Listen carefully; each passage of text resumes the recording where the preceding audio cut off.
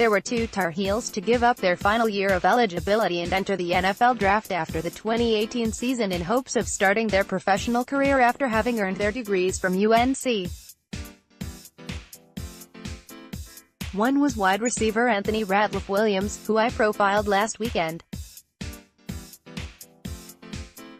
The other was offensive tackle William Sweet, coming off a season where he was named All-ACC First Team by Pro Football Focus and All-ACC Honorable Mention by ACC Media after being named ACC Lineman of the Week. Sweet's decision was less of a shock than Ratliff-Williams. He'd had a highly decorated season and would have had to adjust to an almost completely new offensive system for his final year had he decided to stay. At least Phil Longo doesn't use the Leach air raid splits, but that's another topic. Let's take a look at what Sweet will offer the team with which he begins his professional career. William Sweet was a four-star recruit in the class of 2015, ranked the 12th best defensive tackle prospect in the country for his year. He committed to UNC out of Jacksonville, Florida, and stuck with them despite late pushes from Tennessee, LSU, and home state Florida. After a redshirt year to get his body ready for college ball, he played in all 13 of UNC's games in 2016 and impressed coaches enough to get the starting nod for 2017. After impressing early, however, he tore his ACL in the Heels' third game and had to bow out for the year. In 2018, he came back and held down the left tackle spot for most of the season before UNC started playing with personnel late in the season to see what the future might hold.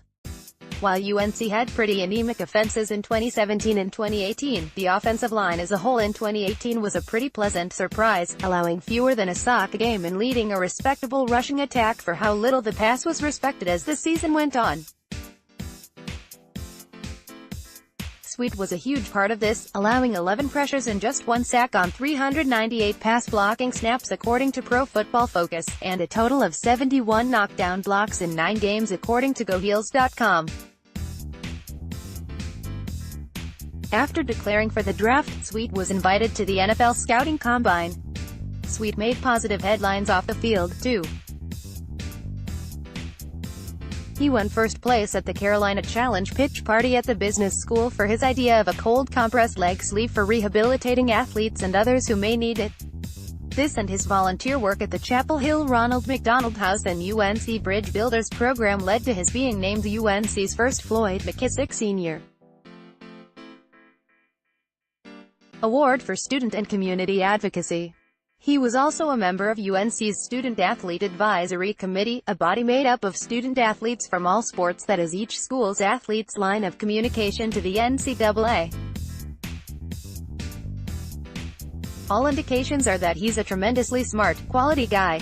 Sweet is a decent athlete for the offensive tackle position with desirable height, arm length, and wingspan. Three-time athlete, which measures draft prospects' spark ratings and compares them to the NFL average, found Sweet at the 45.1 stone percentile for NFL offensive tackles. Not all combine athletes, the way that Mock Draftable does it, and Kentley Platt's relative athletic score testing found Sweet to be above average for the position relative to his height and weight. His explosiveness metrics, his vertical and broad jumps, were excellent, ranking in the 79th and 89th percentiles on Mock Draftable. This shows up on film. You can see Sweet pop up from his stance and explode into contact when he's run blocking, despite that being the less developed part of his game. Where Sweet shines is in pass protection, though. He's most proficient at neutralizing bull rushers with his long arms and good anchor. Caddy to the lum on the first play, he essentially stops the edge rusher's forward momentum and refuses to disengage. He doesn't dominate the rep and maybe gets walked back a tad, but gives his quarterback more than enough time and space to make the throw. As longtime Carolina Panthers great Jordan Gross reportedly once said, playing offensive line is about losing as slowly as possible. In the second clip, he does more redirecting than stopping, taking the edge rusher to the side and flattening his arc to take his momentum safely past the quarterback, again, giving plenty of space. He gets some help via a chip at the end of the play, but that's really just for effect, as the rusher was already neutralized. You also see flashes of an effective kick slide, which Sweet confirmed at his combine. He has the pop and length in his feet and legs to cover ground nicely in his kick slide. It's important to note that nearly every play you'll see here will feature Nathan Elliott at quarterback.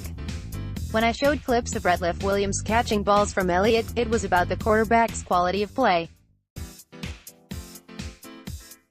This isn't that, just a comment that Elliott is left-handed, which changes the optics sometimes for a left tackle who's typically blocking the quarterback's non-throwing arm and blind side.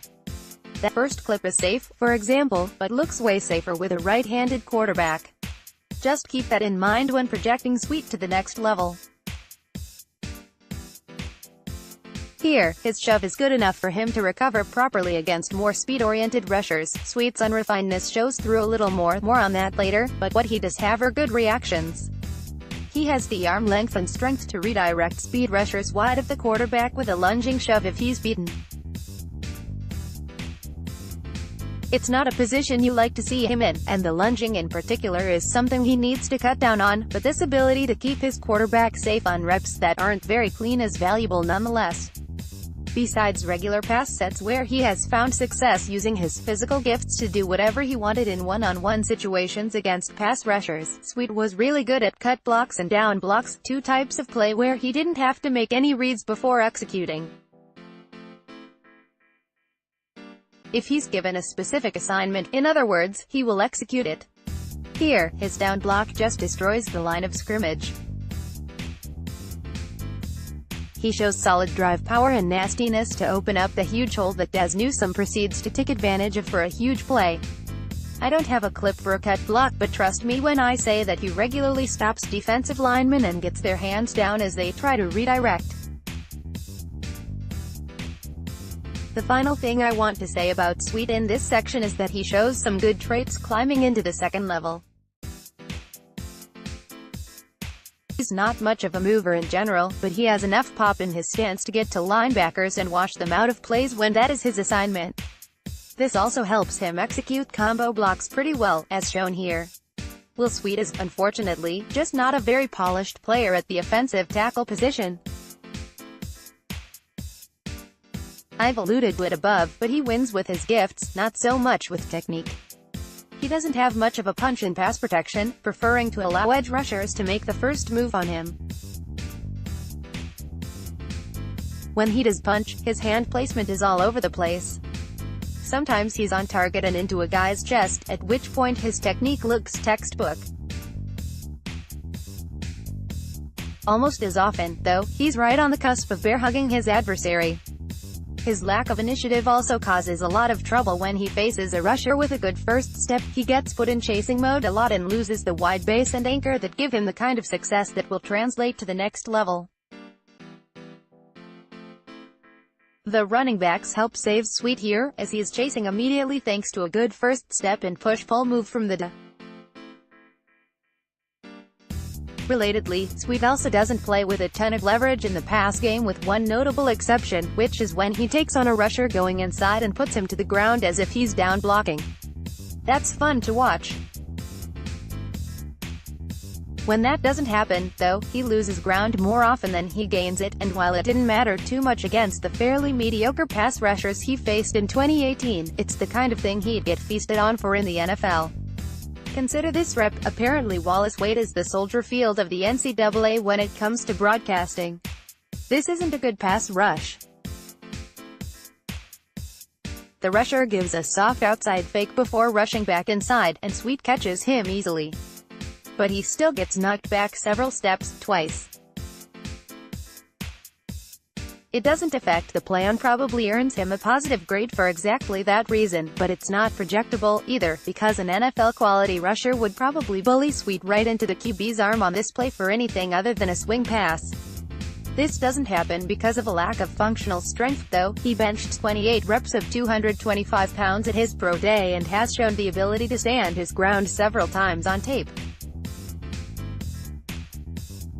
It's because he's a reactor, meaning that the outside-to-in move, as weak as it is, still gets him off balance as he tries to mirror it and thus susceptible to being beaten. Coming back from a torn ACL in 2017, a lot of Sweet's movements in open space looked pretty labored in 2018.